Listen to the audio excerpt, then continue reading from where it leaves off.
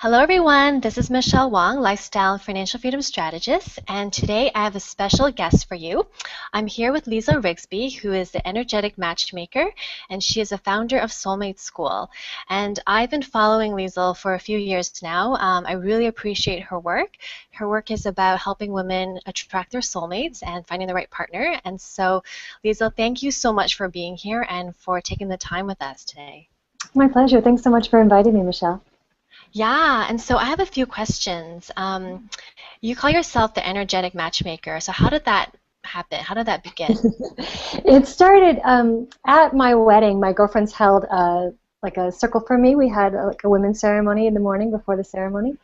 And when they were going around and introducing themselves and talking about how they knew me, 5 of the 12 women shared that they had met their husband or their boyfriend or their partner because of me or through me. So they started joking and calling me the matchmaker. And so that became sort of just a friendly joke or just a friendly nickname. And then as I started doing the work that I'm doing, the coaching work and the healing work that I'm doing, I started by doing intuitive healing with women. I found that the women I was working with were ending up in these really amazing relationships. And so I started looking at the energetic practices I'd been guiding them through and realizing that those same processes that I was guiding them through were the processes I used in my own life and what helped me end up with my husband, Craig. So that's how the term energetic matchmaker was born.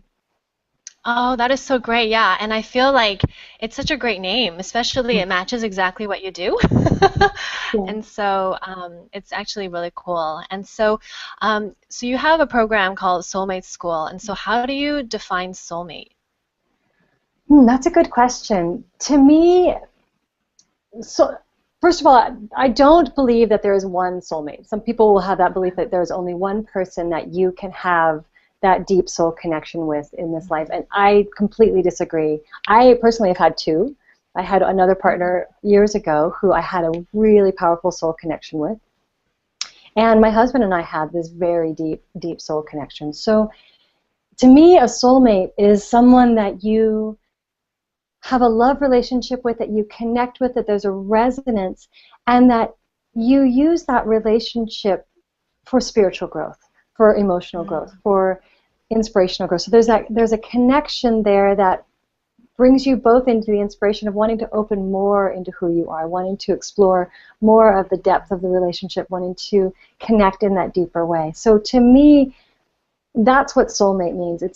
I do not have the belief that there is that one person that you are then going to find, and if you don't find that person, you're screwed. I definitely don't believe that.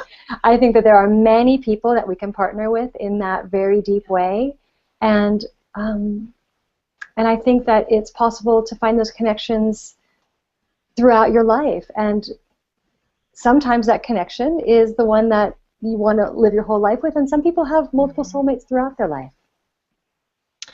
That is so beautiful, and I like it, especially when you said it's about, people coming together and it's growing their relationship with themselves as well. So it's not so much of, this person completes me. It's really about. I think that Jerry Maguire line just screwed everybody up.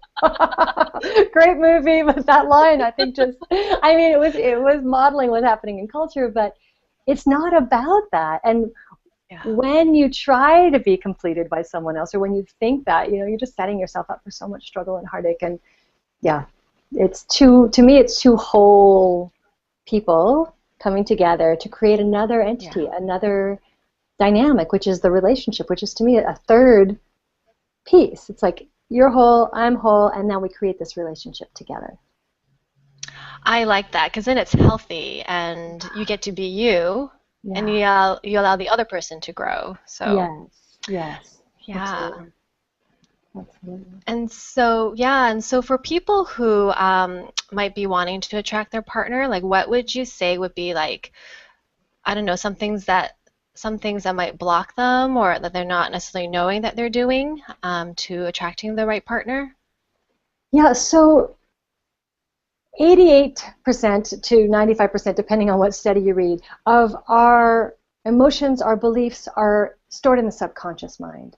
And when we're children, from conception, some people say on, right? Whenever we have any kind of hardship or trauma or challenge, we form a belief. And oftentimes those beliefs were formed pre-verbal. We formed it when we were yelled at when we were 2, or when you hurt yourself, or when someone hurt your feelings at school, or when you liked a boy who didn't like you back, or all of those mini traumas and large traumas along the way form the beliefs that we hold in our subconscious mind. And those subconscious beliefs are what show up without us being aware that they're happening. So the conscious mind may say, I really want love, I'm really ready for a relationship. And the subconscious mind has a belief that relationship isn't safe, that I witnessed something between my parents that told me that relationship wasn't safe, so I'm going to protect myself. So even though the conscious mind is saying, I want love, I'm ready for my partner, if the subconscious mind has a different agenda, that's the part that wins. And you put out subtle messages, you put out energetic messages to block love.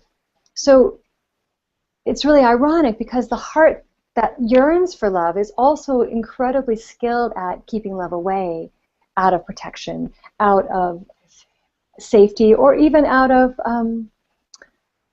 it could just be based on there's so many beliefs that show up and so many subconscious blocks that show up. So to me, it's a combination of subconscious blocks that are there, energetic blocks that are there, holding and carrying wounds within your heart, holding and carrying wounds within your body, energetic wounds that then keep that love at bay. Does that make sense? Yeah, that's like, it totally makes sense. And when you talk about childhood, like I think about stories when I was growing up, and I wrote a love letter to this boy I had a crush on, and I got yelled at by my teachers, and it's like, it's scary, and it starts to put this block that it's scary to tell boys that you like them. Yeah, right there. There's a vulnerability, right? Like you were vulnerable and opened your heart, and the message you got was, that's not okay. Right. This isn't safe. It's not a safe thing to do. You're going to be humiliated. You're going to be yelled at. You're going to, Yeah. Wow. And so what's your number one tip, I guess, to help with that? Well, I don't know that I have one in particular, and I think from being familiar with soulmate school, is it depends on the person, and it depends on where those parts are stored.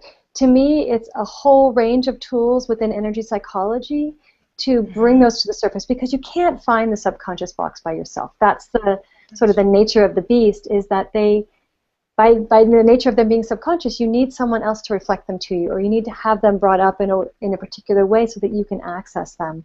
So I love emotional freedom technique. I think that's a really powerful tool.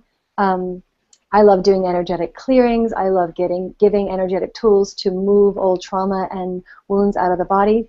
To me, it's like the heart is a spark or a light, and then we have all these layers on top, that keep us from knowing that love and that light. And so it's about two things. It's about growing that light, and then also weeding, pulling off all the things that are on top that keep us from knowing that truth. Because when we have all these beliefs that keep us from knowing that we are truly love, then it's hard to create that in our lives. It's hard to create that love from someone else or with someone else.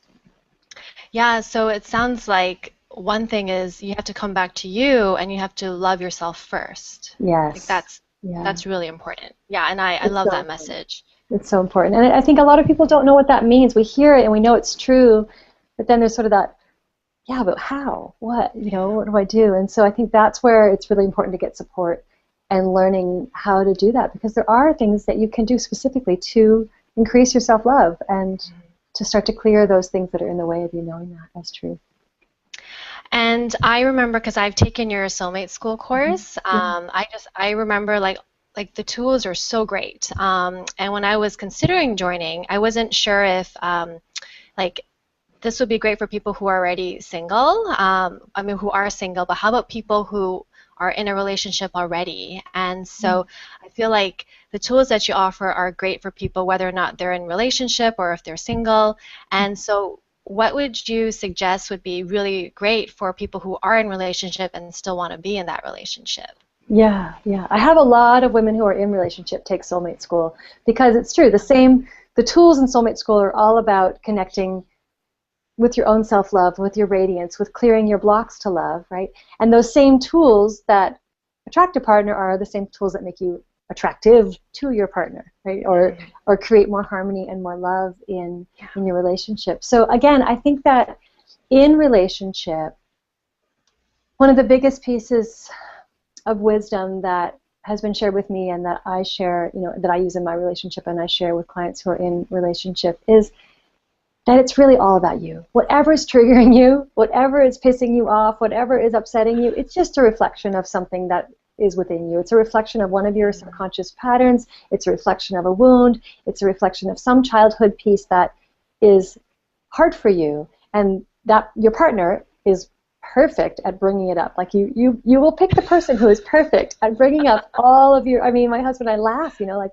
oh, you have all my dad stuff right there ready for, to me to bring up, and I have all your mom stuff right here, and we're just holding it perfectly. And I think that that's the point of relationship, is growth, right? So when you get triggered, instead of saying he did this or she did that, or I wish they could change, take it as an opportunity to pick up a mirror and say, okay, what is this showing me about myself?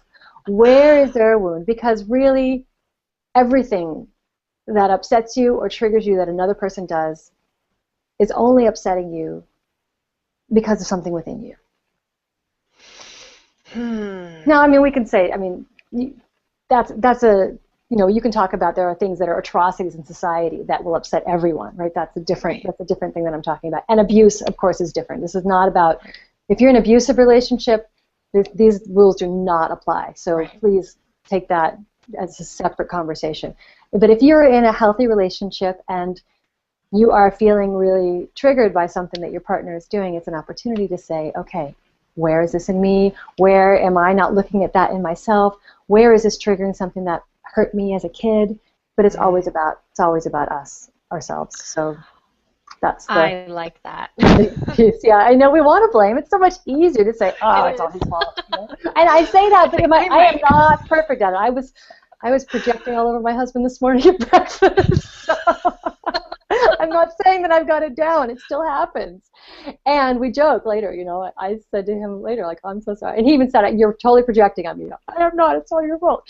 And so when I came home, I said, of course, I'm sorry. I was totally projecting. It's all of this stuff that was up for me. And we can laugh about it later. But it doesn't mean that it doesn't happen. It's just recognizing it and, being able to apologize and own it.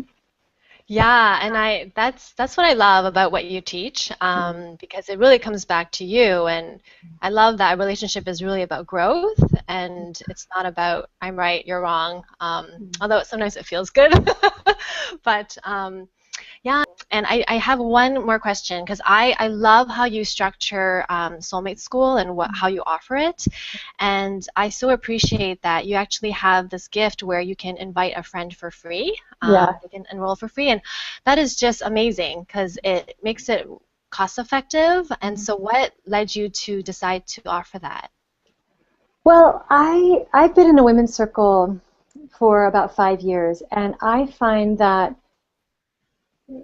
the transformation that I've made in my own personal life through these deep connections that I have with other women has probably been the most profound transformation in my life. The holding that we have for one another and the way that we can witness each other and really hold and witness and honor the changes that we're making in our lives. And so I feel like that partnership, to have someone to go through it with you, if you share it with a friend and have that was the initial reason, is to give women, because there's a lot of transformation in Soulmate School. There's a lot of inner change that happens. And so if you have a partner in that, it, I think, gives support to making these shifts that will make the shifts in your love life. But they are internal shifts first. And so to have someone doing the same thing with you, I think, is really helpful. And in the same sense, not everybody brings someone that they know. Sometimes people, will put it out there to a community and have a friend that they don't know or invite someone, and that's fine too. And I want to make it affordable for everyone. I want to make it, something that is accessible and I don't want finances to be a barrier for people if they feel called to take soulmate school. So that's another reason that I share it. And I think also the more the merrier, the bigger the group, the more the energy, I mean, there's just because when we are doing this inner work, we create, I don't know how to describe it exactly in words, but I can feel it. It's like a resonant field, or a container that happens, and then there's an up-leveling, almost like an evolution of the group. So to me, the larger the group, the bigger the shifts that can happen. So all those are reasons that I do the Friend for Free. I think it's fun. Awesome. Well, thank you so much, Liesel, for being here today. Absolutely. And so how can people find you if they want to learn more about you? Yeah, so soulmateschool.com, if Soulmate School, we've been talking about that a lot today, if that interests you, you can go there. And on the website, there will be either a VIP sign up where you can sign up to receive information about the next course, or there'll be an enrollment if it's open. So depending on when you're watching this video. And then the other way to get in touch with me is lieselrigsby.com. So it's Liesel and then Rigsby.com. And I have lots of free giveaways and lots of free offerings on that website. So go and shop around and peruse and find what feels resonant for you, and love to connect with you there. Awesome. And just as a former or as a student of Liesel's, I highly recommend her program. It's definitely offered shifts to me in my relationship, and it helped me attract my amazing partner. And so definitely check out her work. It's not to be missed. So thank you so much, Liesel.